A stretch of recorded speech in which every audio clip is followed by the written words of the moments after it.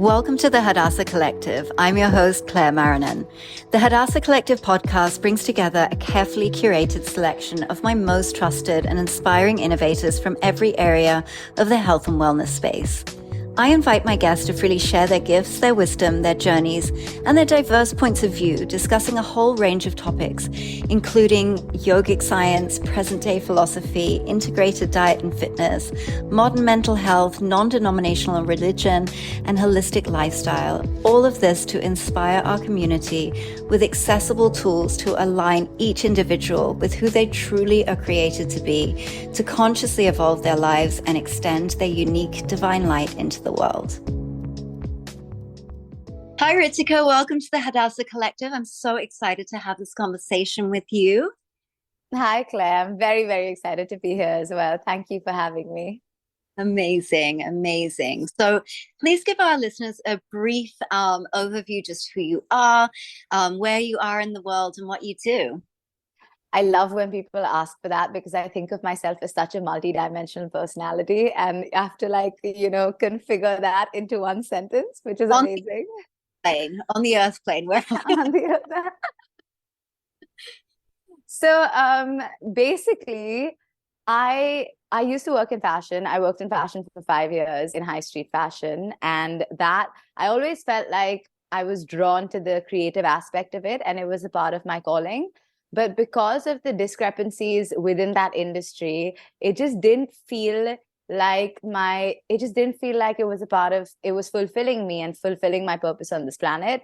I suddenly started feeling like there's a great word in Hindi to actually describe this, which I think is lacking in English. It's called banya, which basically means you're like a vendor, rather than a designer or a creative. You become like this person that's stuck in this paradigm, in this monetary paradigm of creating something that kind of sucks, that, the quality sucks and everything about it is substandard just because you need to sell it at a certain price. And while I know that that is just how industry and the world has grown to evolve, it created a massive disconnect in my heart. And that's the reason that I decided to step away from it. And during that time, I was very fortunate that my parents had this organic farming business as well. And since we've been consuming organic food for the past 10 years because of this enterprise, I realized the kind of transformational experiences nutritionally and health-wise that I had personally experienced in my own life during that decade. And I just felt called to spread that message. And while I was working there, I decided to take up the social media marketing for it because I wanted to create awareness. And it didn't come from a place that I want to create awareness about this brand specifically. It came from a place of creating awareness about organic food, about regenerative agriculture, and the importance of growing together as a community in order to usher in this golden age of health, especially after, what we went through for the past 2 years.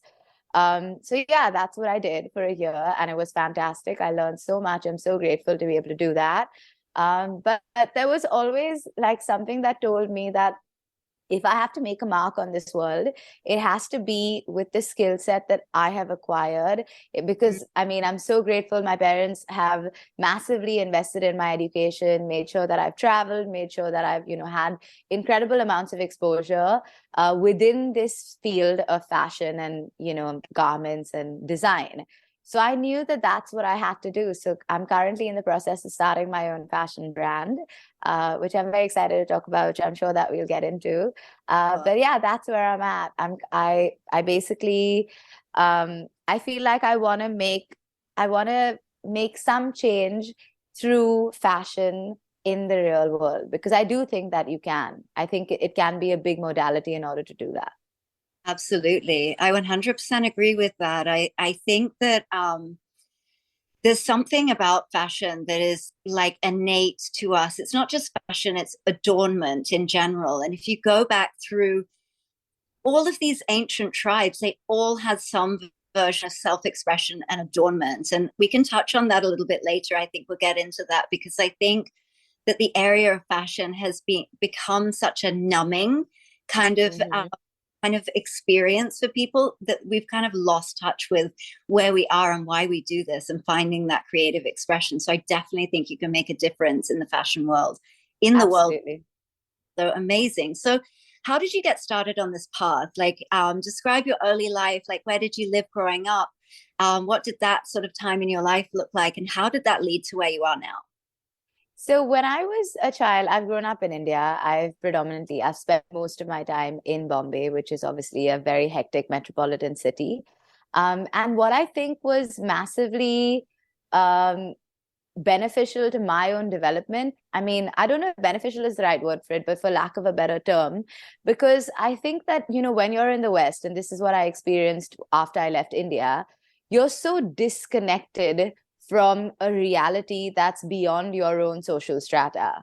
But in Mm, India, that's not the case at all. Like everything is within reach. You see extreme wealth and you see extreme poverty, on the same street. And growing up in that kind of environment, I think I was always a sensitive child, but it made me a thinking child. It made me think about why the world was like that, why this extreme paradox existed at all. Why there were some people that lived in complete opulence while there was a part of the population that lived destitute lives. And mm, I remember so clearly because this was a very poignant time or like feeling that I had when I was a child, when I was sitting in my car and with my mom, and I looked out of the window at some children who were begging on the street. And I asked her, and it would make me very sad. It would make me so sad that I almost felt like crying sometimes. And I didn't know why. And I mm, looked at her and I asked her, and I said, why is it that they were born there and we were born here? What is it that I have done to deserve this life of security, to deserve you, to be in this car, and that child who's just like me has to be on the street and, not even have clothing on their back and live like that. yeah. And my mom looked at me and she was very surprised, to answer that kind of question from a 6-year-old or 7-year-old. And she said to me, she said, you know what? It's unfortunate, but life is unfair. And all we can do is strive to do the best for ourselves so that we can help and impact as many people around us. And I think that feeling of something is amiss, something in the world is not right, and something needs to change, was it kind of cultivated very early on in my life. And I knew that whatever my path was, I had to be a part of this change in any way, big or small. Otherwise, life just wouldn't feel fulfilling. And that has sort of carried on my entire life. I've never lost that feeling. There were times where I became jaded, Mm, especially in my teenage years, going through this phase of like, I don't care about anything and I'm just like doing my own thing. And it's like this confused, convoluted time in your life where I felt jaded and disconnected from this feeling. But yeah, when it came back, which was probably like 5, 6 years ago, it came back with a bang. And then there was no denying it anymore. It was such an integral part of me. And I decided to entirely embody it. And I was like, you know what? This is who I am. And let's see where this feeling and where life takes me. incredible. It's such amazing awareness for a child as well. Like, it's really incredible. And so, how did that then tie into this organic food produce business as well? How has that sort of impacted your journey and led like how has that impacted your journey in fashion now when you're establishing your brand now? What has that awareness brought to this new brand? So I was very fortunate that my parents, they're incredibly aware, amazing people. I'm so happy. I mean, I'm just so grateful to be born to them, to be honest. Yeah. And they actually started this company 10 years ago. They were among the trailblazers in the organic field when organic food didn't really exist in India. So they Yeah. had like a golden age in their business where they, made some money and they were like, we want to do something tangible for the world. They're not they're not big advocates for just giving away money to like random nameless faceless charities, which I love. And they were like, we want to get to the grassroots of certain problems and see how we can tackle them. And Mm, the which was amazing. And I feel like that's such a big inspiration for me. And it's- what they decided was a big problem 10 years ago, which was the farmer suicides in yeah. India. It was a really, really terrible issue. And when they started researching and understanding what the cause was, they realized that farmlands have actually become completely barren and completely unproductive. And the reason for that is the overuse and the unsubstantiated use of pesticides and chemicals. Right. So they actually brought in people from the organic sector, experts from the organic sector, to work with like loads of farmers, like hundreds of farmers within this like Maharashtra, western belt of India, to reform their practices, and started this like organic farming movement. So once they did that, they realized, okay, we've done all of the groundwork for this, but there isn't actually a market for it. So how do these people sell? And that's the reason we started the organic garden, because we were like, we want to at least create an avenue for these people to now sell their produce. And that's the reason the organic garden started. It was 10 years ago. It was amazing. My family has only eaten organic food since then. And I honestly, touch wood, I haven't been sick for 3.5, 4 years now. And it's I think a big part of that, like I know in my soul that a big part of that is because my the face of my nutrition completely changed. My understanding of nutrition completely changed. So when I got to be a part of the company, I was just so honored to be able to spread that message of like health and love for the planet, you know, regenerative agriculture, the importance of it, the importance of really caring for the most important entity on this earth, one of the most important entities on this planet, which is our soil. You know, it's God. It's an expression of God. It's where our food comes from. It's so important that we love and care for it. So I think it just made me, working with this company, made me a more compassionate, empathetic, wholesome person. And I think that's how it's carried into the rest of my life. Yeah, that's so interesting. That's really incredible. And I'm only thinking of Vandana Shiva right now. What do you feel about the work of Vandana Shiva? She is such a legend. I'm so lucky that I was able to meet her. So yeah, it was amazing. A friend of mine who's also absolutely fabulous, called Kusha. She runs this company called Disco, and they brought her down for a talk. So she's most recently released a movie called The Seeds of Vandana Shiva, where she talks about creating food like seed banks of indigenous seeds.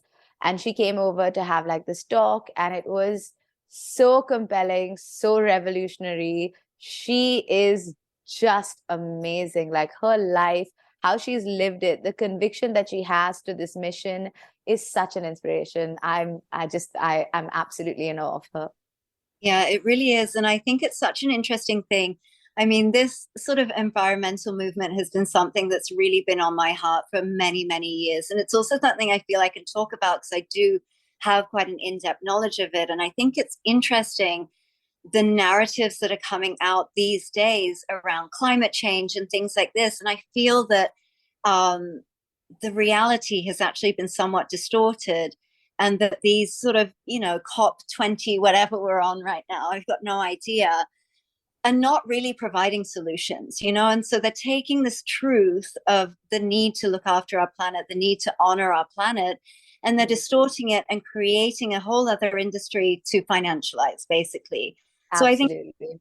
interesting, like people like Vandana Shiva, in my opinion, she's the only person that people should be listening to, because she's the only one speaking truth and speaking sense in this time, with regards to these topics. Absolutely. Another big advocate for like real solutions on, you know, the climate issue is Michael Schellenberger. Yeah. He's incredible as well. And he talks about like real world issues. He talks about how to tackle them. He talks about, you know, all the stuff that the media isn't talking about in terms of the revolutionary systems that are already in place, that are working in, you know, for the planet. Like, for example, the Great Barrier Reef currently has more coral, more live coral than it's had in the past 36 years. And nobody's reporting on it, which is like, it makes you think, why? You know, there definitely is an agenda behind that, because when the coral bleaching was going on, it was so sensationalized. and everyone was freaking out about it. And so if something positive is happening, why is it not being reported with the same kind of fervor? It obviously means that there's something amiss in the way that we're consuming and the way that information is being disseminated.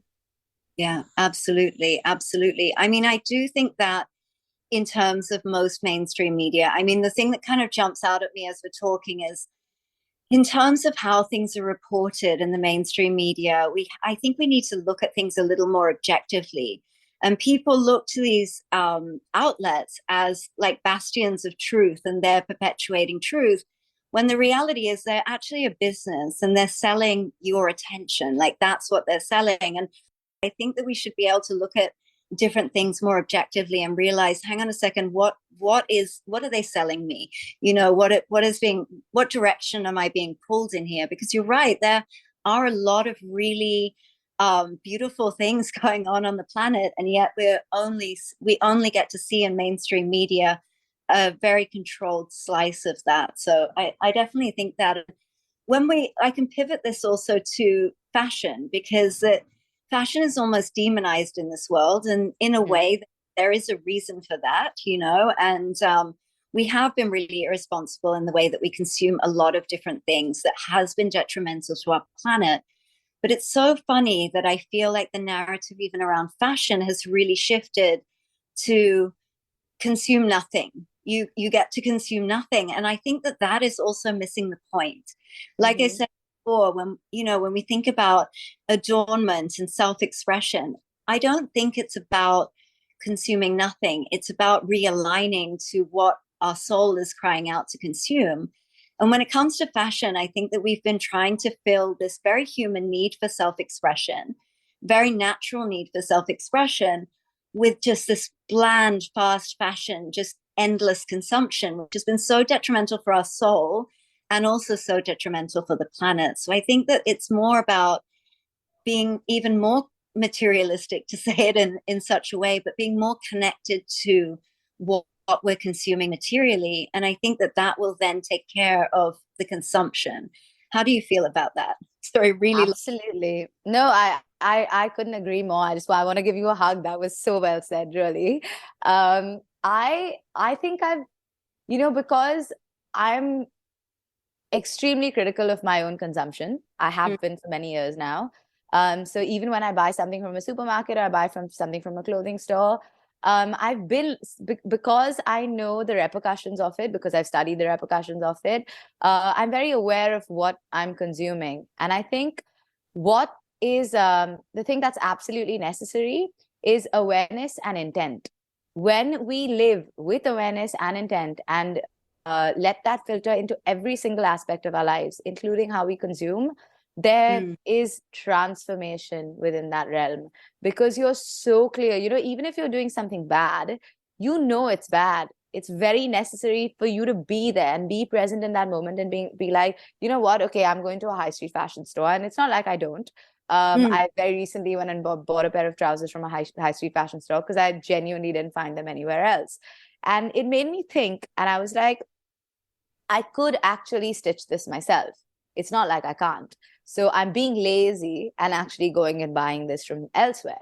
But at least there is an inner dialogue that's being cultivated, that is very, very necessary. And I think once we start doing that for every aspect of our lives, life just becomes more heightened. People become more heightened. People become more just the way that you discern increases. You become a much more intelligent, perceptive, discerning person if you're constantly communicating with yourself and you're like, you know what, it's fine, I'm doing these things and they may not be ideal, but at least I'm aware that this is a part of my journey and that this is the journey that I have consciously decided to take. Yeah, that's amazing. I think it's so interesting that you talk about discernment, because I think that this has been one of the greatest detriments to humanity, is this disconnection from self and this disconnection from spirit, this disconnection from the heart, and this major focus on only the mind. Everything we do is only focused on the mind. That's how we're encouraged. That's how we're conditioned. And that's fine when, there isn't a ton of information, and you can't, the mind is there to order and file and sift through information. But the mind is actually not where we discern truth. That's not where we discern truth. It's the most amazing filing system that has ever been created. But when we live in an age where we are bombarded with tons of information, there's no way that our mind can really sort through that in an efficient way. And also when we're bombarded with tons of misinformation, and there's lots of different things coming at us all the time, and our attention span is limited to like a 15-second Instagram reel these days. Mm-hmm. And so you can't really have a depth of knowledge and understanding of any topic. And so when it comes to discernment, I mean, we inherently know this, because when you say, oh, I'm thinking, your hand automatically goes to your head. When you say, oh, I know, I just know, your hands go to your heart. That's so true. That's the place we discern truth. Yeah. And it's really cultivating this heart connection and this heart understanding. And over the last couple of years, I've really dived into a lot of the work from the Heart Math Institute, and they talk a lot about heart coherence and really developing that. And I think that that's so important. There's such an obsession these days about getting rid of all the misinformation, like editing everything and getting rid of the misinformation, which is kind of ridiculous. We've always had misinformation, like advertising is misinformation. I don't know anyone that really believes that Cocoa Puffs are a great way for your kids to start the day. But there are say that, but you only have to have an ounce of nutritional understanding, and that that's misinformation. But when you are able to discern through the heart and to be able to discern truth, then it really doesn't matter what the information that's coming your way looks like. You're able to sense what is truth and what is for you and what is not.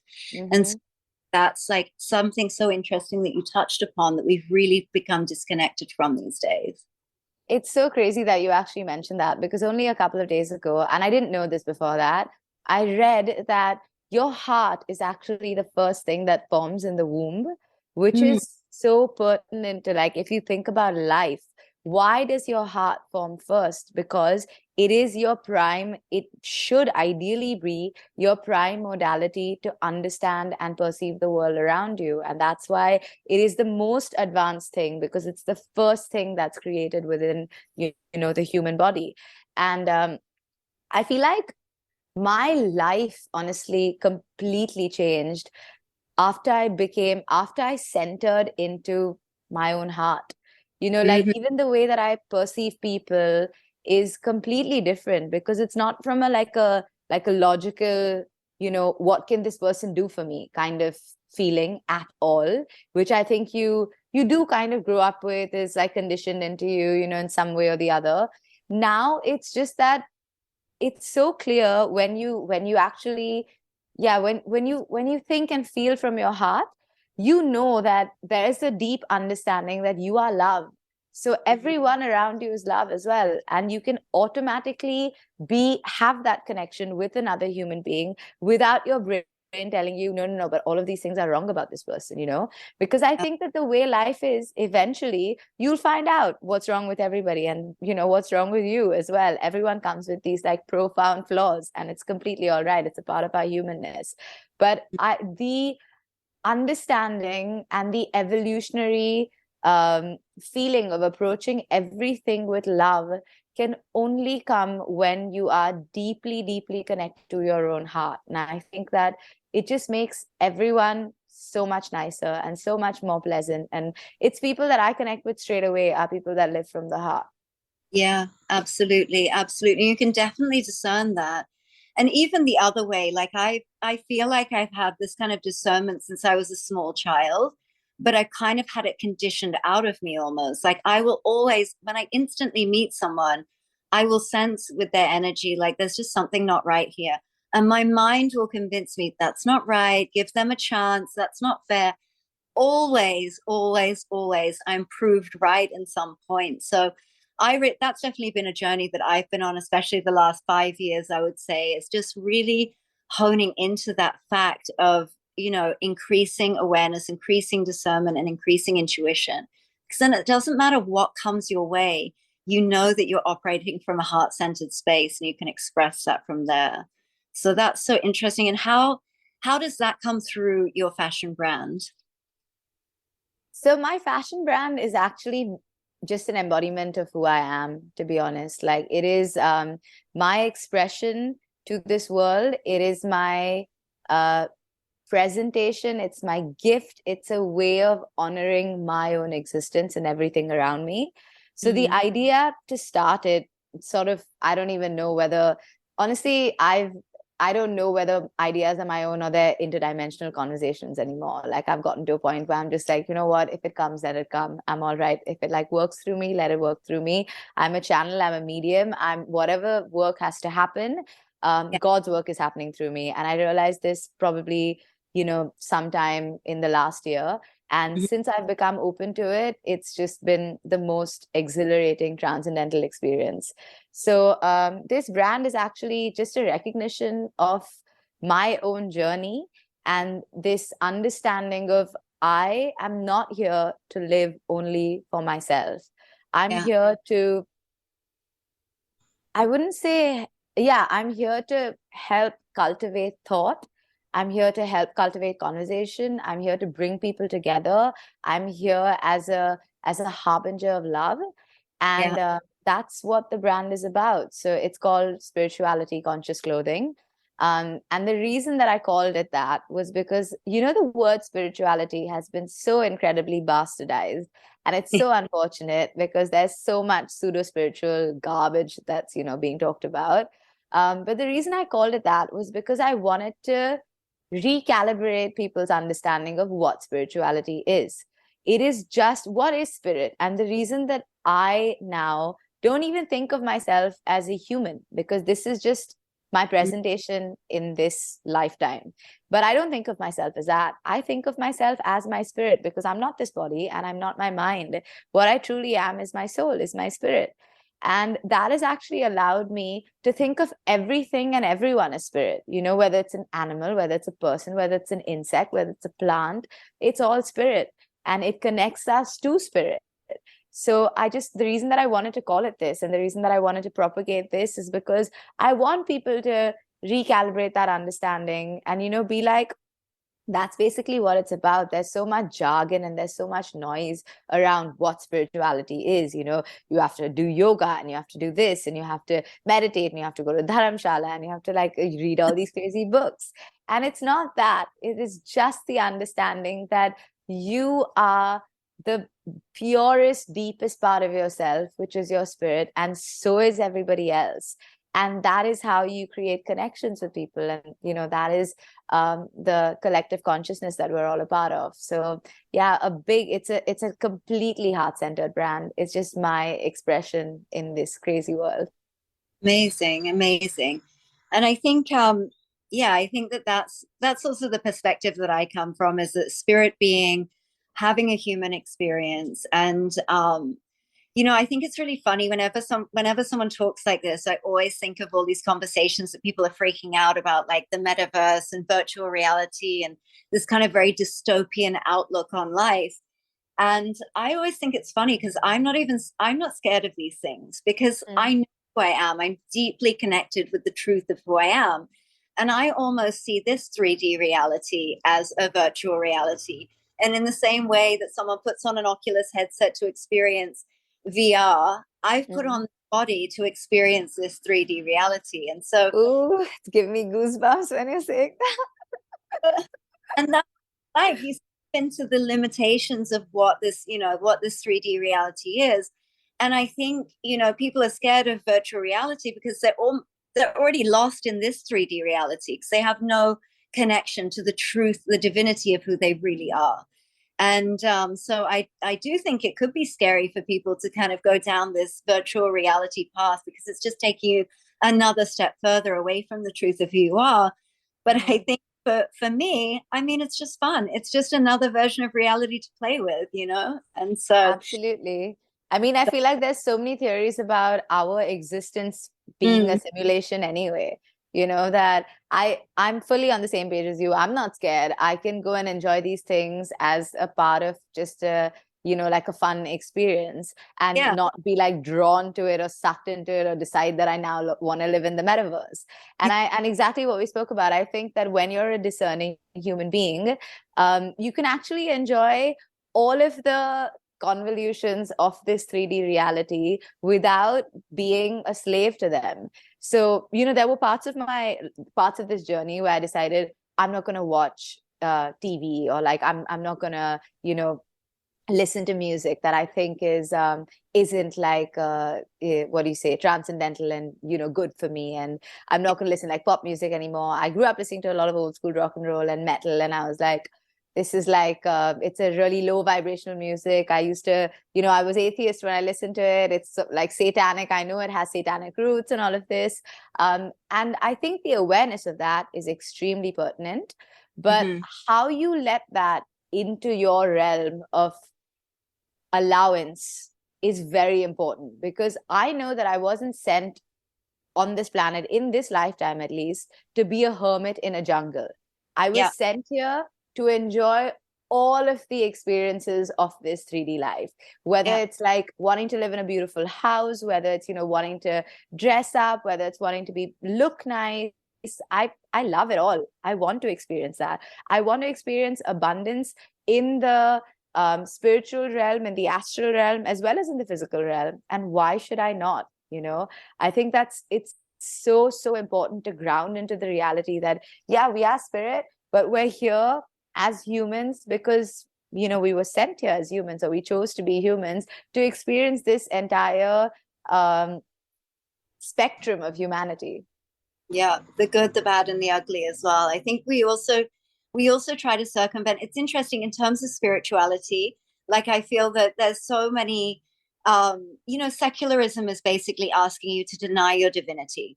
It's only about the 3D. And I think there's so many aspects of spirituality that are sort of demanding that you deny your humanity. And it's like, that's not where it's at. It's about embodying both. It's about embodying and expressing both. And you're right, we are here to experience it all. And I think sometimes we can get really caught up in, I mean, if there's so many things that aren't technically quote unquote good for us. I mean, I'm sitting here on Wi-Fi talking to you on Zoom, there's so exactly about this experience that are not quote unquote good for us. But we all have the threshold of convenience, right? There's a threshold and convenience, and I'm not going to be someone who's going to go and live in a field, disconnect from Wi-Fi, grow all of my own food. I mean, that may be really healthy, but that's beyond my threshold of convenience, and so that we all sort of find our balance with that as well. And I think there's no shame in the spiritual world. We've got to get rid of this shame as well of like labeling what is spiritual and what is not. It's all spiritual because we're spirit beings. So exactly. And it's so great that you said that. I saw this amazing meme, and I think sometimes what's explained through like so many words and paragraphs and books, you see a meme and it's just such an incredible cultural phenomenon, because a meme can just completely change your perspective, or like allow you to like deeply understand incredible, like even philosophical concepts. Which is just a crazy recognition of of 2022 and our time here. So I saw this meme, which basically there's a guy and he's on a hill, and the hill, it is the ego, and it says ego, and then he's like falling off the hill, so he's like disconnecting from his ego, and he falls onto this like lower hill, which is spiritual ego. Because you think you're like, oh my God, I'm doing all of these spiritual practices, I'm acquiring all of this knowledge, and I'm better than everyone else for it. And then you realize actually that's as fucked as like not having any of the knowledge and thinking you're better than everyone else already. So it's so important to discuss these things and to have a sense of humor about them, because I'm like, although you've been chosen to take this path, it doesn't make you better than anyone else. It's just an understanding that your soul may have taken a few more births than the souls of some other people. But when I look at people, and I had this discussion with a friend recently, and it was amazing. And he said, when I look at people in the finance world, like really like in the rat race and doing all of that, I feel like I've already done that in a previous life. I feel like I was so drawn to it and I've already done it and I've completed being that person. So I don't have any judgment on it. And I think it's necessary for certain people to be like that in order to keep the simulation going. And I was like, you're absolutely right. So whenever I'm so glad that I actually haven't felt this way, but I've seen it in a lot of people where, they start doing these spiritual practices and they suddenly feel like they're better than everyone else. And they suddenly feel like, I don't want to hang out with them anymore. Like they only talk about stuff within this 3D reality. And I'm sure we've all experienced that in some way, shape, or form. But I've been very, very mindful of not letting myself be that way, because I was like, I'm so lucky to have like all of these friends that I made growing up. And they may not be on the same path as me, but because I understand duality, I understand that they are my tether to this duality of life. And I don't want to lose that. I love them. They make my life beautiful in so many ways. And I'd never lose them over wanting to be spiritual. You know what I mean? Yeah, absolutely. And it's also like, so spirituality is about operating from a place of love. And so if you're already judging and discarding people, that's not really operating from a place of love either. But I want to come back to talking about the simulation. I think this is also a really interesting concept. I'm not sure about it. I have no idea. I'm not a scientist. I'm not a quantum physicist, but I actually do think that it is a really healthy way to live life, to sort of approach life as you're in your own video game, because literally every obstacle that comes to you, you're just defeating that baddie to get up to get to the next level, and you're just moving through instead of everything sort of bulldozing you and like, why me? Why do I have to go through these things? What is happening? Which is so debilitating and unhealthy. Instead, you can approach it of like, you know what? I'm Mario. That's the last time I played a computer game, by the way. So, and you're beating the baddie to the next level. And I think that's a really healthy way to approach life. Absolutely. I love it. I think it's, as important as it is to ground yourself into the reality of what's actually going around you, it's also very important to romanticize the elements of life that you can. It's important to be like, I feel this pain, but sometimes when I'm feeling the pain or I'm feeling the emotion, I actually feel grateful for being able to feel emotion at that depth. And I'm like, this is a part of my human experience, the happiness, the sadness, and the whole spectrum of everything that's in between. And I'm not going to let it be like debilitate me. I'm not going to let it discredit my entire life just because I'm feeling something. But I am going to allow myself to feel it. And I am going to allow that feeling to do whatever it has to do to me in order for me to evolve. I'm not going to get, caught into it and like become a victim of that feeling, but I am going to allow it because it's necessary for me to have all of these experiences in order to get to where I need to be, exactly like a video game. Exactly. And I think this is one of the things that we really do as well, is that we, especially because you touched on the topic of duality, and it's like we're always trying to label things good and bad, evil, goodies, baddies. We're always attempting to file these under one or the other. And we do that so often with ourselves. But as we talk about the human experience, we are here to experience it all. And that is part of it. Like to be able to know loss is it lets you know that you loved at some point also. And I think that that's something really important to not deny ourselves of. And so tell me some of the practices. How do you, when you're in those kind of moments, how do you shift out of those, or how do you experience those? How do you lean into those emotions and come through them in a healthy way? So this is not how I've always been. I was an emotional wreck for most of my life. Like if I think of past relationships and how I've acted, I'm so cringed out by myself because I'm such a different person now. But I have been, because I'm a very powerful water sign. I'm like Cancer in my Western chart as well as in my Indian Eastern astrology. So it's like very intense. It's like it's always been a looming presence over my life. And I've always known that I'm more or like heightened emotionally than other people. I've known that ever since I was very young.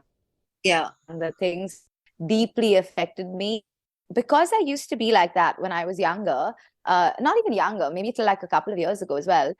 I one day decided, actually, this is the biggest hindrance in my life, is that I'm unable to emotionally regulate, that I'm triggered and reactive in so many situations. And I started seeing what that was doing to me. Firstly, it was massively lowering my own frequency. I could feel it. Like when I got angry or when I got upset, I would be upset for a very long time. I could be upset for days as well. And every day I would feel worse and I would feel lower and like a shell of myself. And I started realizing, what am I doing? Because this is actually in my control. What other people's actions are completely out of my control. But the way that I respond to them is 100% me. And the fact that I'm allowing myself to be this way for prolonged periods of times is that I'm giving away my own power and my own energy to this outside entity, whoever that person is. And that's not good, because energy is obviously our most prized possession. And the fact that we so easily give it away to people and circumstances sucks. So that understanding of, I am not this emotion. I Yeah. am the feeler or the observer of this emotion, rather. So when I'm having an emotion or when I'm feeling something, I kind of almost have this outer body experience where I watch myself feeling it and I allow myself to feel it. And then I'm like, you know what? You felt it. How do you overcome it? What is this feeling trying to teach you about yourself, about this other person, about this situation? And what do we need to do in order to overcome it? And I feel like recently that has been the trajectory of my own thoughts.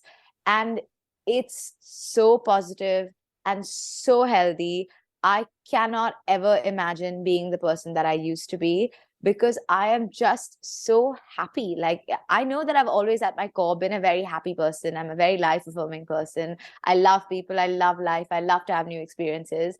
But this was a part of my personality, like such a deep shadow that I was just not able to integrate.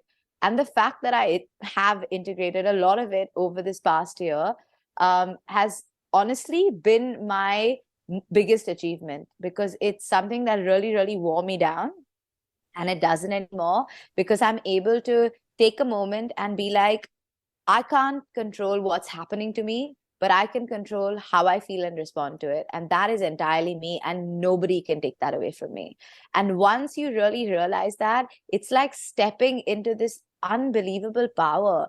And you just know it's this incredible feeling. And I would highly recommend for every single person to at least try to do that, because nobody else is responsible for making you feel good. Nobody else is responsible for emotionally regulating you. It has to be a process that comes from the self.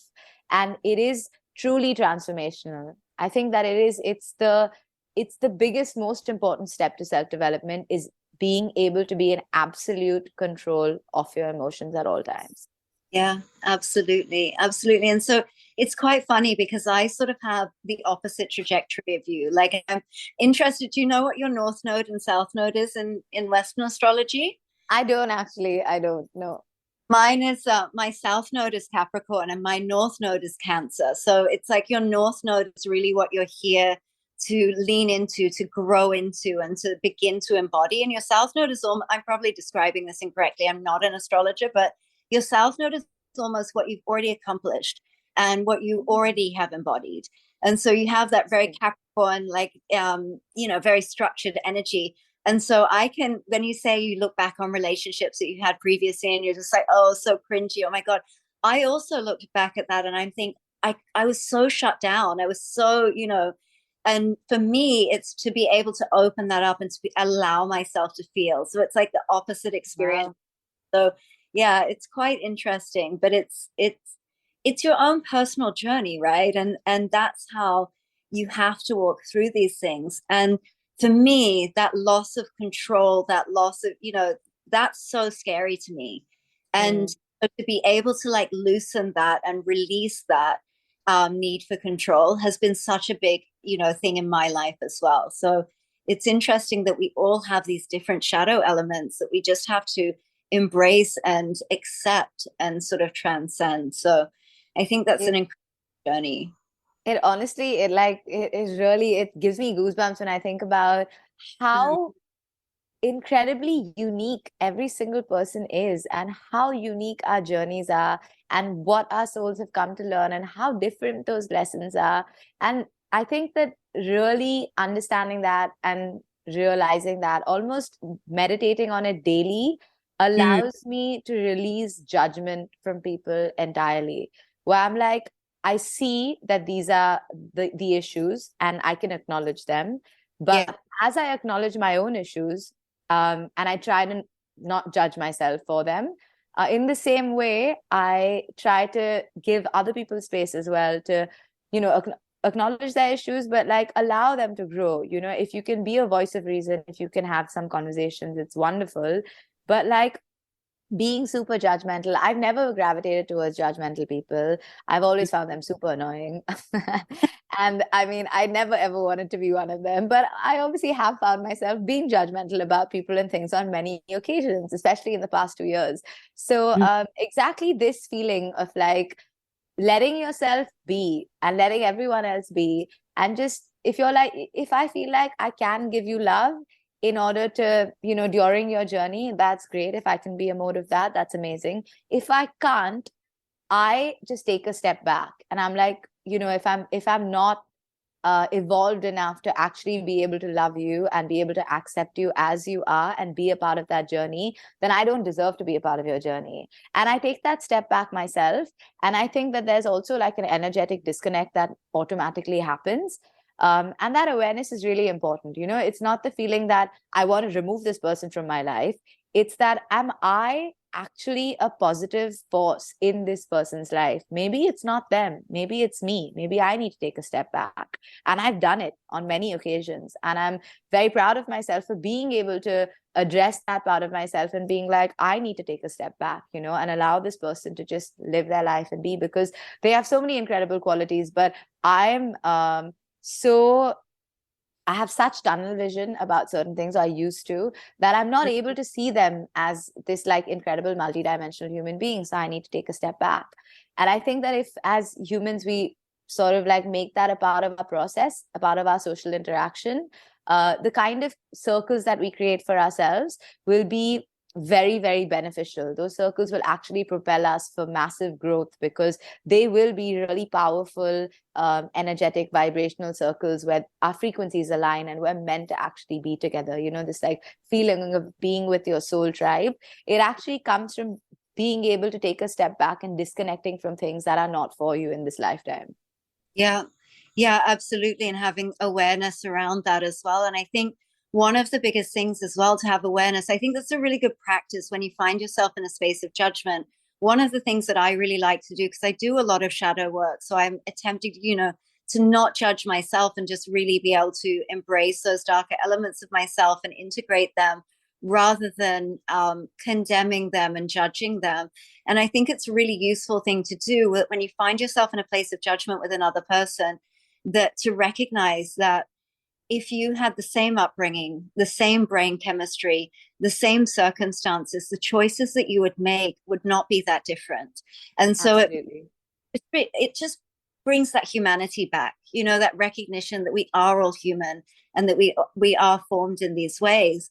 And I think one of the things as well that I've really learned in the past, definitely I probably learned it a long time ago, but has really come into realization in the last couple of years, is this energetic feedback loop.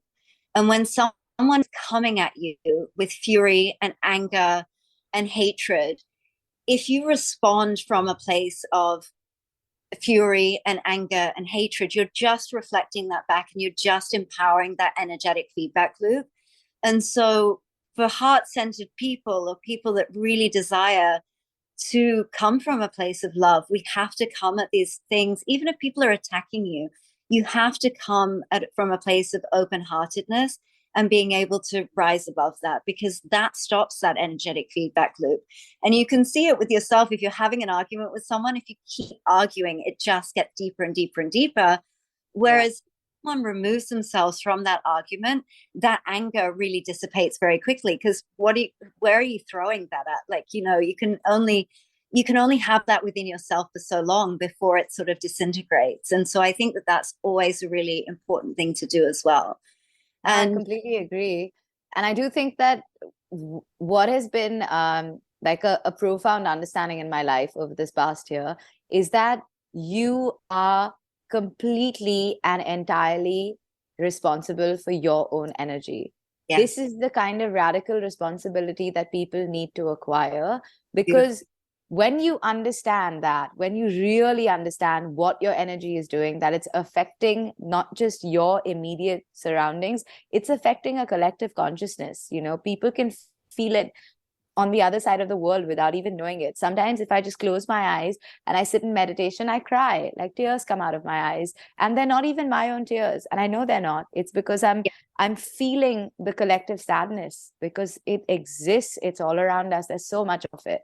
So I feel like if there's anything that I can do in order to circumvent that, it's that I can decide to just be and appear from a place of love as much as I can.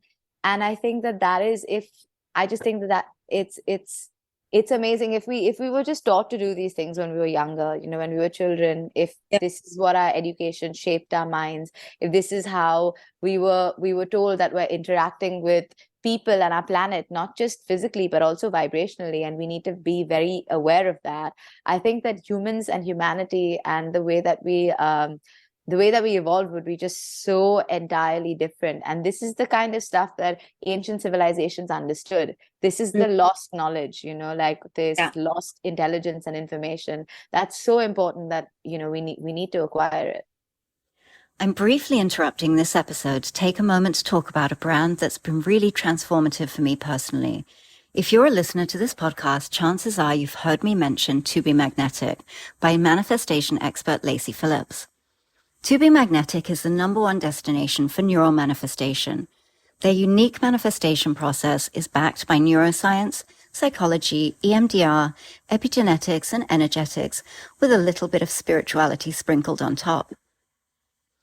Their process is based on raising your self-worth and stepping into your authenticity by reprogramming the subconscious limiting beliefs that you picked up during childhood and throughout your life. Their Pathway membership encompasses every TBM workshop, including the daily practice, Unblocked Inner Child, and Unblocked Shadow, which is my personal favorite, plus new workshops they release throughout the year. You also have access to their library of deep imaginings, which is their unique guided hypnosis process, which allows you to access your subconscious and overwrite those old neural pathways, creating new ones. So if you're ready to take your inner work to the next level, click on the link in the show notes and use the promo code Claire Marrinan to get 15% off your membership. Now back to the podcast. Coming from that perspective, I want to ask you actually, how has this year, 2022, we're nearly at the end, crazy that we're in December, but how has this year felt to you? Because I've literally just been having this conversation with a few of my girlfriends. And for me, I found that 2022 has had a really kind of heavy energy. And I've had these moments of, you know, I've never felt more grounded, more connected, more clear, and more myself than I ever have before in my life.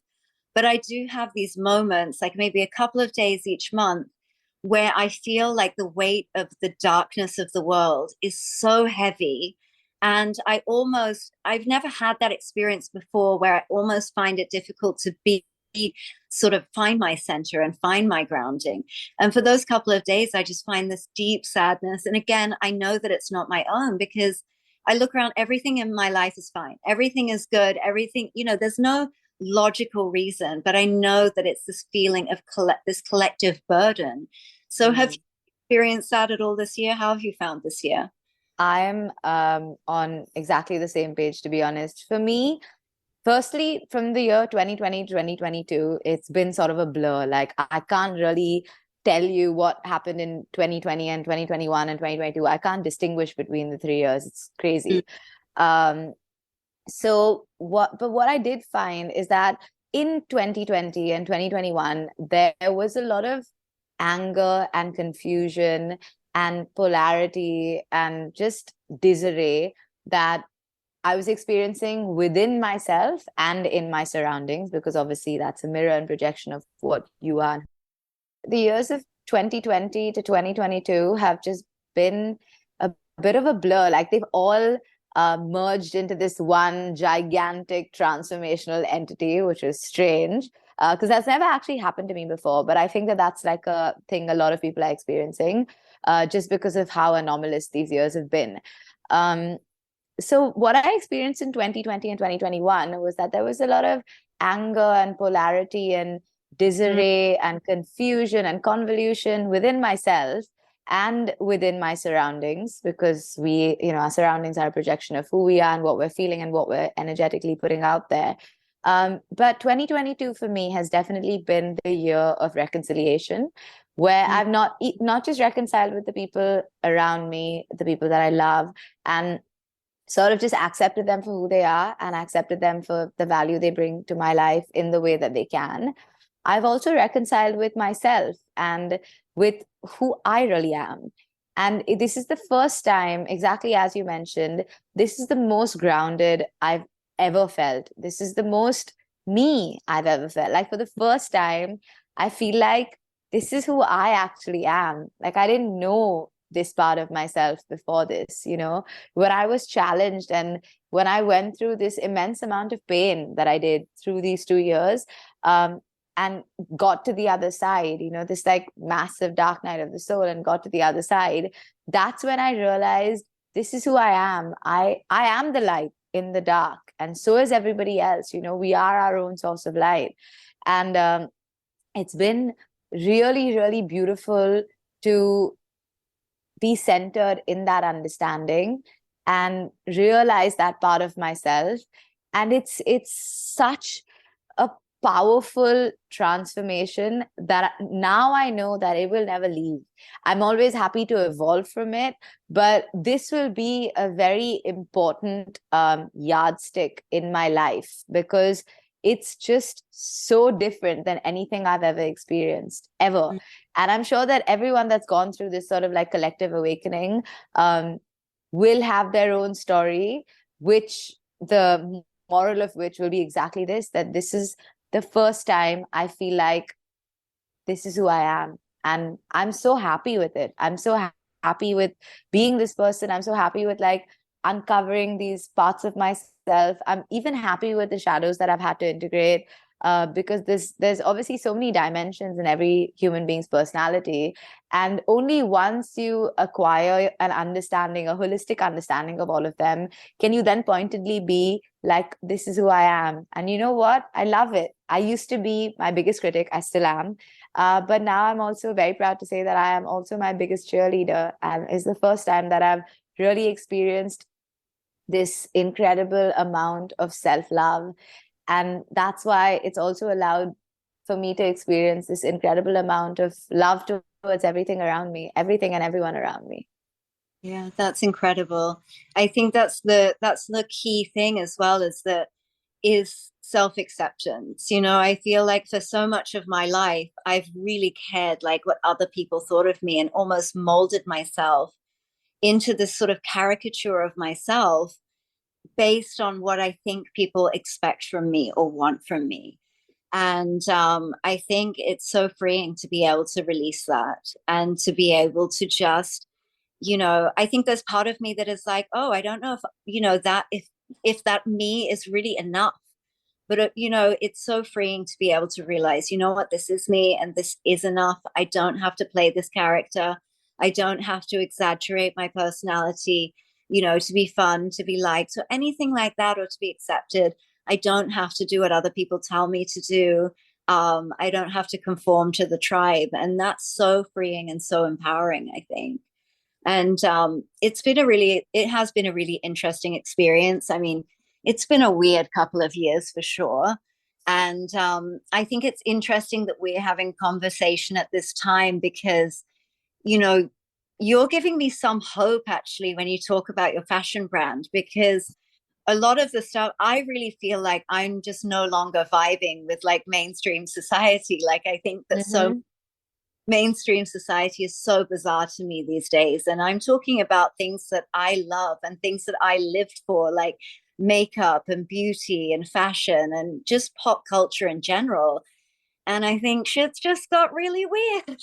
You know, that's the only way that I can say it. And, when I, in terms of beauty, like everybody has the same face, everybody wants to look like a Bratz doll. When I look at like the queen of pop culture, Madonna, she literally looks demonic to me. I hate saying that word, but I have no other words. No, And you're so right.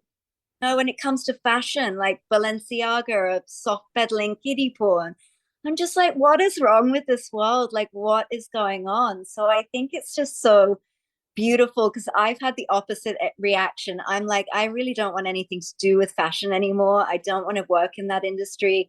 It doesn't resonate with me. I mean, I'm a bit older than you, so I'm like, I've retired from that side of my life. Mm-hmm. But it just gives me so much hope that there are still people that are wanting to come into this space and create and make things beautiful and create something beautiful in that space. I'm really excited about it.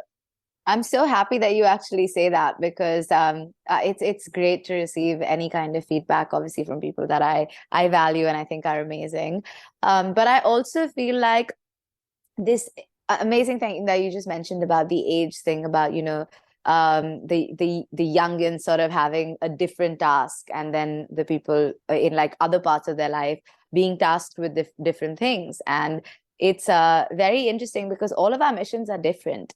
And Yeah. I know that a part of my mission is to be a disruptor. And that's the reason when, like you said, you weren't feeling called to, talk about these things publicly and you wanted to do it in your own way, in this sort of like maybe like a gentler manner. And a lot of people have been called to do that.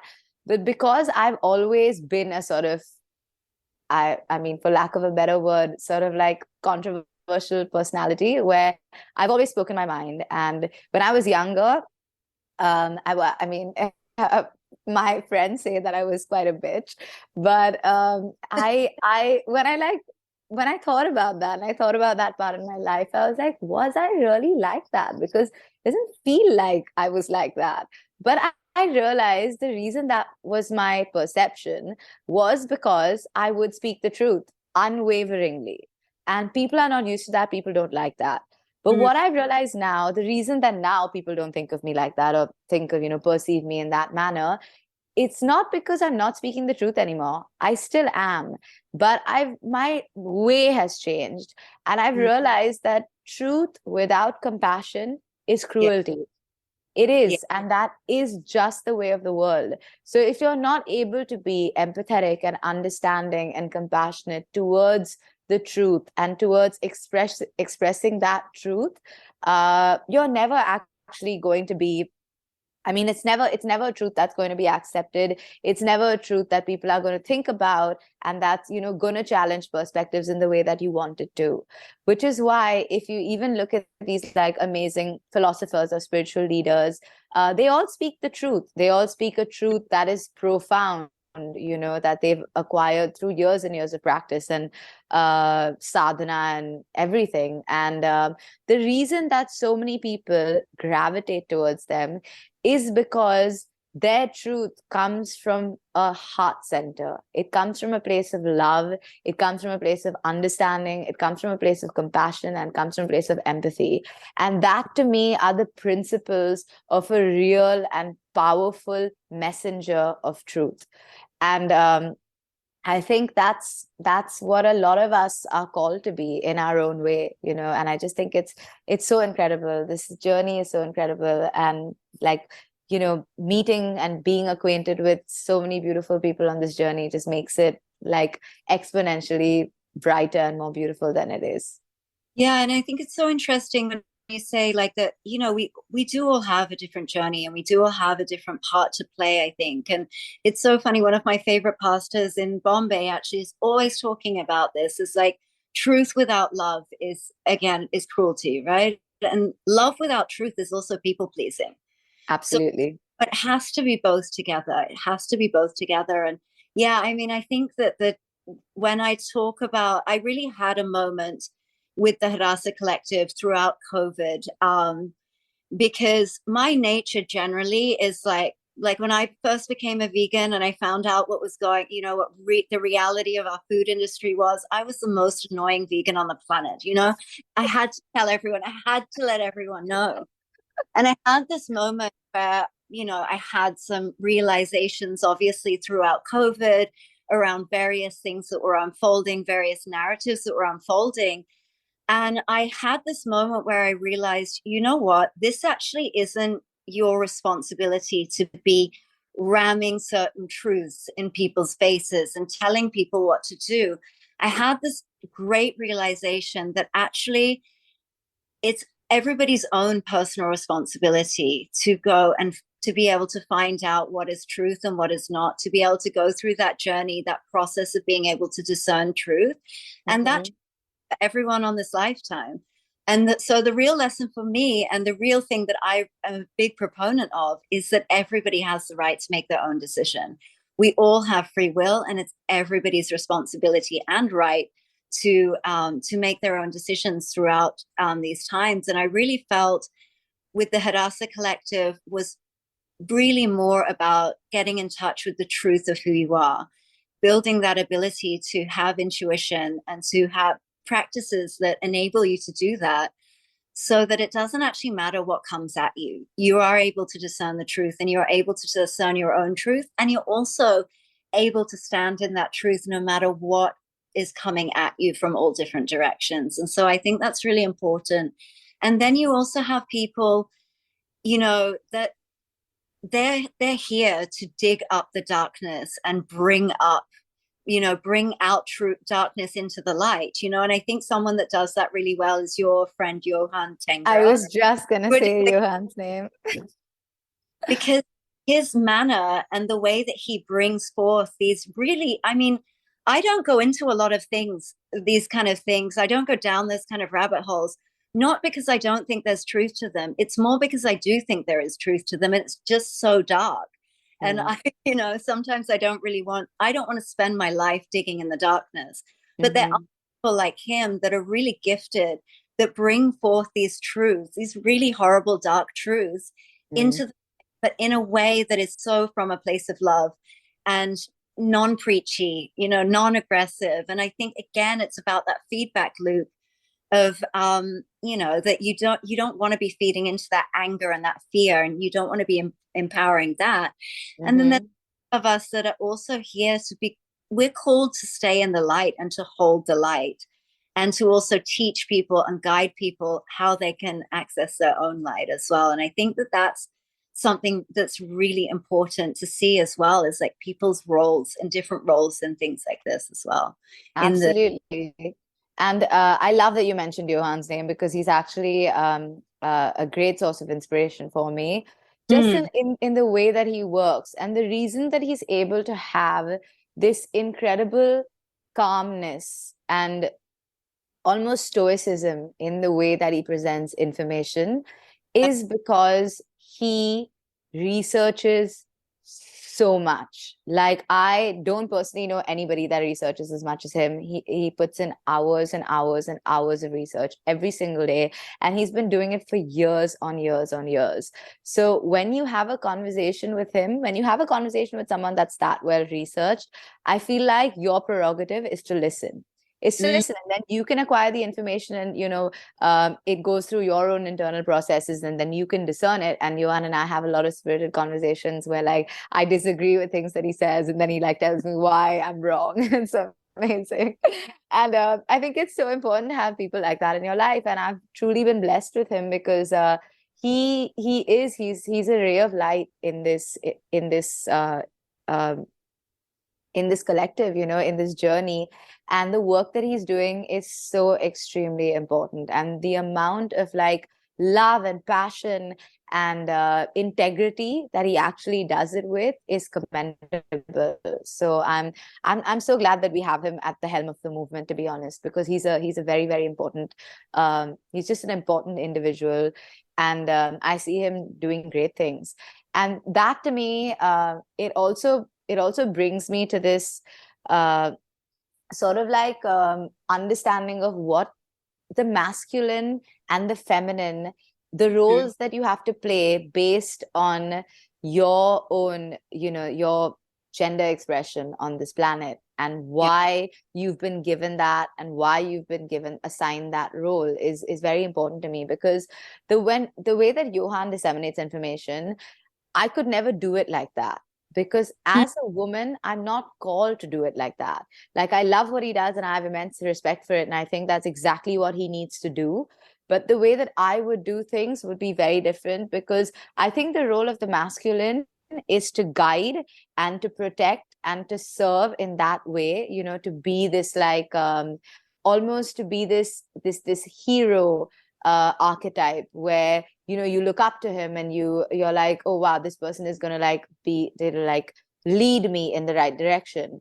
But the role of the feminine is to support that in some way, and I feel it very strongly, where my way of support, and a lot of women that I see actually in the movement, our way of support is to allow the masculine to express their own divinity in their own way, and then to be like, what I want to do is, you may, through your expression, you may create polarity. But what I want to do is, I want to integrate that polarity, and I want to sort of like dissipate it. And I want to allow people, create these bridges and channels for people to come together. So you give the information and you be responsible for that part of it, because that is your role. And I will be responsible for bringing the people that receive the information together, and like creating spaces of like harmony and just safety and compassion for them to actually step into their own power. And I see a lot of the masculine feminine, and I've like noticed this in so many other people as well within my own friends, about how these interactions are happening, and they're truly fascinating. It's amazing. I have everyone's grounding into their own mission and their own role, and doing it in the way that they are being called to do it. Yeah, and I think that's also a big part of moving forward now as well. I think one of the things that where we really lost our way is that we all have outsourced so many aspects of our lives, and we have outsourced our personal responsibility and our personal agency. And so it's really about, I mean, I'm from Australia, and so when the last 3 years, sorry, now have been, horrendous. The way the Australian government has treated people in Australia is beyond disgusting. But there's so much conversation around our freedoms are being taken away. Freedoms are being taken away. And I actually don't agree that that is the way that things have gone. I think we have actually given over things that are our personal responsibility. And so it is also about finding your own place and your own calling. And instead of looking for someone, I think another thing that is really pertinent in our society is that we're always looking for somebody else to save us. It's so deep ingrained in us, this idea of goodies and baddies, and a hero is coming and what have you. And it's like, no, that's not what, like, your own path and your own journey. And you need to figure that out in your own place in that, and take responsibility for those things. So I think it's really interesting that he's taking responsibility in that area, in that kind of, whole, it's interesting when you talk about the masculine feminine, because the masculine is like a container. It's like a container of holding space, and the feminine is flow, and it's almost like the emotional flow and those sorts of things. So when you talk in that way, that he's sort of standing in this masculine energy, and you're able to then bring people together and to be able to flow in that mission as well. I think that that's just a really beautiful combo. And I love that you're also gathering other women. You're also inspiring other women to sort of step into their own role and their own expression of this as well. I'm so happy, because honestly, during this time, the biggest maybe like shadow that was unearthed in the collective is that women started loving and appreciating each other. I've not experienced this on the level that I have today ever in my life, to be honest. Like, I remember when we were younger, it existed, but it was inauthentic. It was just a way of people pleasing. It was a way of going with the trend, telling each other that you love each other, you appreciate each other, or like being like, oh my God, you're so hot, and like writing these comments on each other's pages. But now it's not that anymore. It's this genuine feeling of this incremental sacredness of a sisterhood that needs to evolve into what it is. Like for me, honestly, yeah, the men are doing amazing work, but when I see women doing work, like doing this incredible work in their own fields of research or understanding or expression, I'm actually so inspired by them, and I have so much love for them. And this feeling of like competitiveness that always existed because society sort of thrust it upon us has dissipated entirely, completely. Like I know that when I interact with women, or when like these more evolved women interact with me, it's just love. It's love, it's appreciation, it's this feeling of like, oh, I just want to give you a hug and like thank you for existing, and thank you for being someone that I can be inspired by and someone that I can look up to. And I feel like, honestly, I feel like I'm going to start crying while I'm talking about this, because there was so much pain in the collective that this sense of competition had created, and it's all being let go. I can feel it being let go. And maybe everyone won't adhere to this energy, but so many people are. So many people are. Even people that don't think in the way that we do about the past 2 years necessarily. Even if you remove that completely out of the equation, there are so many people that don't care about any of that, but that have learned to love and appreciate other women, that are like, you know what, you stand in your power and I will be this cheerleader for you. Even if I don't entirely understand what it is that you're doing, I can feel the energy of positivity that comes from it. And I just want to be here to like love and support you. And I've experienced that with so many women. And this is honestly one of my favorite parts of the collective evolution, is women coming together, loving each other, supporting each other, this like goddess energy that's flowing through all of us. I can feel it. Like I can feel it in my bones, and I can feel it when I meet other women. It's amazing. It's incredible. It makes me so excited for the future. Yeah, I think it's really interesting, this sort of really stepping into what it is to be in this divine feminine energy.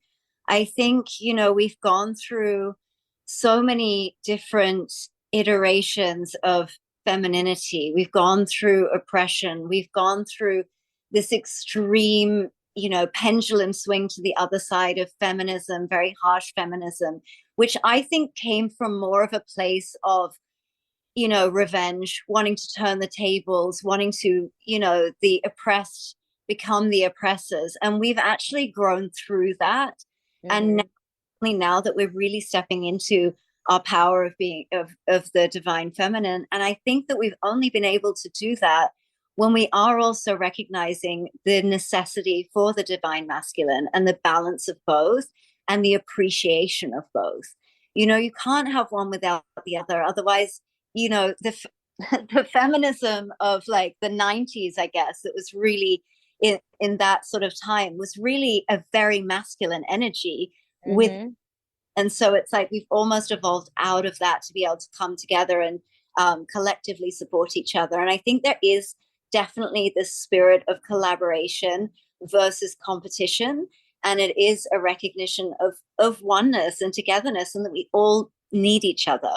And I think that has probably been the best thing that has come out of this very strange time that we've all lived through.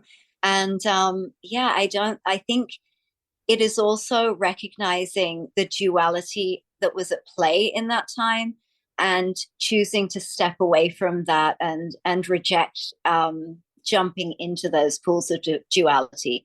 And that's how we've been able to move forward and and come together and move forward through it, I think. No, 100%. I do agree. And exactly what you said, this feeling of needing and being able to honor the masculine is so, so important. Because I watched I watched an interview of Cher that's been like doing the rounds, where somebody asks her, do you, what was the question? The question was, what do you think about men, or something like that, or do you need men, or something in that realm? And she says, need men for what exactly? And then there's like all of these videos that are being created of all of the things that men do. Men build cities. The reason that all of these structures that we get to live in exist is because men were at work to create them. Men are the power structures of society. They're very, very important. It's very important to have masculine men who are living in that energy, who are able to create, who are able to, even destroy when necessary, who are able to fight, who are able to just be that version of themselves, be, the security and the protection and all of these things that men are in a society.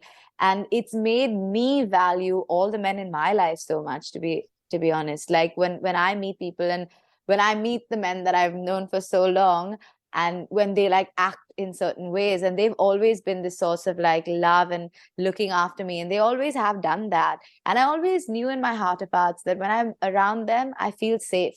Like I feel like nothing can happen to me. And now, and I always appreciated it even when I was younger, but now I really appreciate it. Now I'm just like, thank you for being you, and thank you for being a man, and thank you for being this like masculine energy in my life, and for like being my guide when I need you to, and being my protector when I need you to, because I don't know what my life would be without you. I've grown up with two brothers who I absolutely love. My father, who I'm massively influenced by. And I grew up as a tomboy. So I have a lot of really, really close guy friends who've just been such an integral part of my development, and, were with me through my formative years, have taught me so many things about what it is to be, just to be a man, and why it's necessary for those energies to exist on our planet. And I'm so grateful to it. I'm so grateful to the masculine, I'm so grateful to the feminine, and I'm so grateful to all of the people that are healing themselves and addressing and attaining their own divinity. I think it's incredible. We are the trailblazers and the change makers on this planet, and it's going to be, I only see positive things, to be honest. Like, I know there's so much negativity around us, but it doesn't faze me. It just doesn't.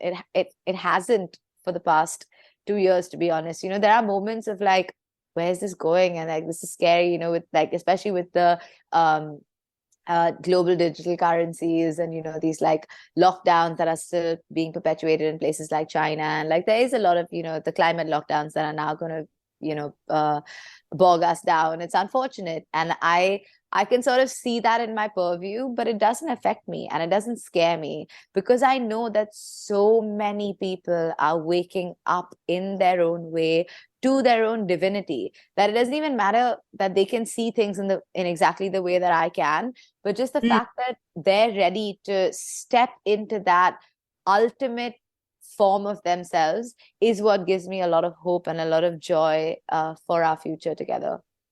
Yeah, absolutely. I see a really bright future for the world as well. And there are times when I just, there's so much pain and suffering that is happening, throughout the world. And sometimes the weight of that is really uncomfortable.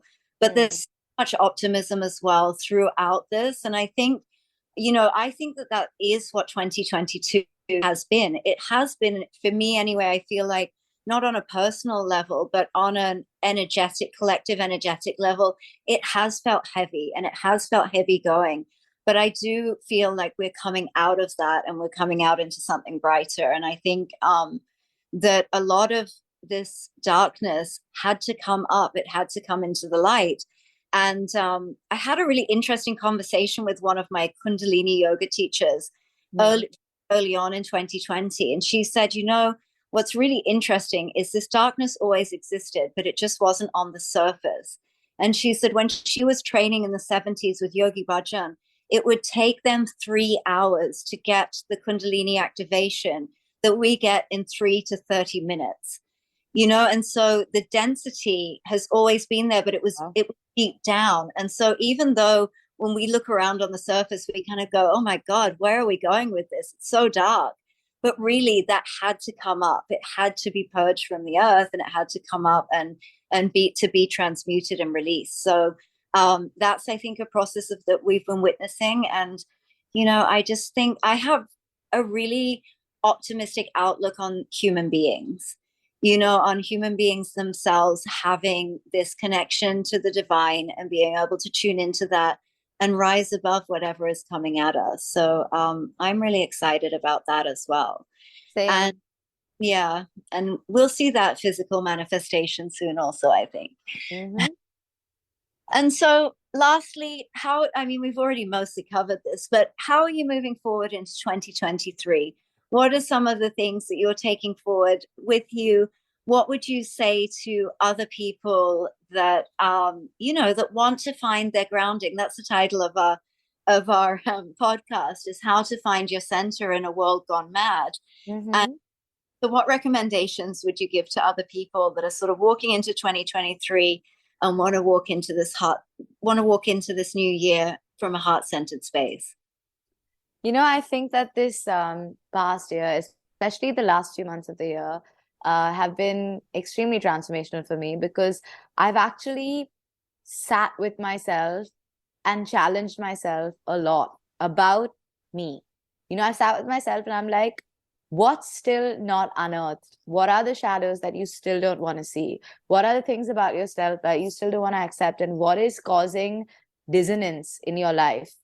And there were a few very important things, including like habits, including things that I know that are not serving me anymore, that I know that I need to just either give up or reduce, or just, like I said, this feeling of tackling life with hyper awareness of Mm, who you are, with extreme intent of how you do everything, whether it's using social media, how much social media do you use, whether it's smoking a cigarette, how many cigarettes do you smoke, whether it's drinking alcohol, whether it's like any of these like earthly any of these things within the earthly paradigm that keep us stuck, that don't allow us to succeed, that don't allow us to excel, that don't allow us to actually completely embody that higher dimensional timeline. And for me, the biggest thing that's come up, I actually watched an incredible Jordan Peterson video about it as well, where he talks about incremental self-development. And I've always been the kind of person where I want to shoot for the stars. So I'm like, mm, I'm on the ground today, but tomorrow I'll be on Mars. Like, that's how I am. And I make that journey so difficult for me, because it's obviously the magnitude of it is extreme, that it debilitates me, that I'm like, how do I get there? Like, I don't know the steps to actually get there, but that's where I want to be. And mm, that's the reason that this video was amazing, because it taught me the art and understanding of incremental self-development, where he says that you don't need to be the best version of yourself tomorrow. All you need to be is a better version of yourself than you are today. And it struck such a chord with me, because that's all I try to do every day. Every day I wake up, I pray, I thank God for everything I have, and I try to be a better person than I was yesterday. So I try to work a little harder. I try to be a little more grounded in my meditation. I try to be a little more aware in my practice, in my yoga. I try to be a little nicer to my family. I try to love a little more. I try to, do a little more for my dog. I mm. try to just like these small things in my life. I try to improve them a little bit every day, consciously a little bit every day, just so that I can go to sleep feeling like, you know what? I was better than yesterday. And that makes me happy. Like, I don't need to be Ritika plus plus plus already, but I'm Ritika little bit plus today. And I think that it just makes me so content, and it makes me feel like these steps that I'm taking towards bettering myself every day, like even in the way that we communicate with people, we can always be nicer. We can always be a little more compassionate. We can always be a little more understanding about situations, even in terms of work. Um, I can be quite like impatient and hot headed when something doesn't go right, or when people are being inefficient. And I'm learning to undo that part of myself. I'm learning to be like, that's not who I want to be. I want to understand that these people haven't been given the same opportunities and the same exposure as me. And I want to be able to think like them. I want to be able to be nicer, be sweeter, just every part of myself. I want to improve myself a little more every day. And I think that that is really the way to be the best version of yourself, because these these things that we've been taught, when we look at entrepreneurs and we look at their journeys and we feel like, wow, how did these people become so successful? It wasn't an overnight success. No one is an overnight success unless you like win the lottery or something. Everything in life is incremental. If you're trying to do a pull-up, you're not going to wake up and do a pull-up tomorrow, but you might, do like a little bit, like a little bit, your arms may bend a little bit and you may get a little bit higher. So I think life is just this massive pull-up, and when you get to the top, you've gotten there. But the only way that you've gotten there is because you've done all of the steps in exactly the right way in order to pull yourself up. So that's been my biggest learning, and it's been great because I've never actually understood that in my life before, and I can't believe that I've learned that at the age of 30. But I guess it's better late than never. Amazing. That's beautiful advice. Thank you so much for joining me. I've really loved having this conversation with you, and I hope everybody got something out of it. I'm sure they would have. And I look forward to talking to you again soon. Thank you, Claire. I look forward to seeing you in Bombay if you're ever here, if the universe ever brings you back to our part of the world. Absolutely. I will be there soon for sure. And thank you so much for having me. This has honestly it's so great to have these conversations because I feel like it allows you to really delve into the depths of your own soul. It allows you to share perspective with another person, allows you to like learn from their experiences in their lives. I'm a big advocate for conversation in general, because I think discourse and conversation is actually how societies have evolved so much over time. So thank you so much for having me. I'm so grateful and so honored to be a part of this. So beautiful having you. Thank you. Lots of love. I hope you enjoyed this episode and you got some things to take away from our amazing guests' insight. If you did enjoy this episode, please subscribe and also leave us a review. And for more information on the Hadassah Collective, you can visit our Instagram page at Hadassah Collective. I hope you'll join me again for our next episode at the same time next week. And until then, have a wonderful week.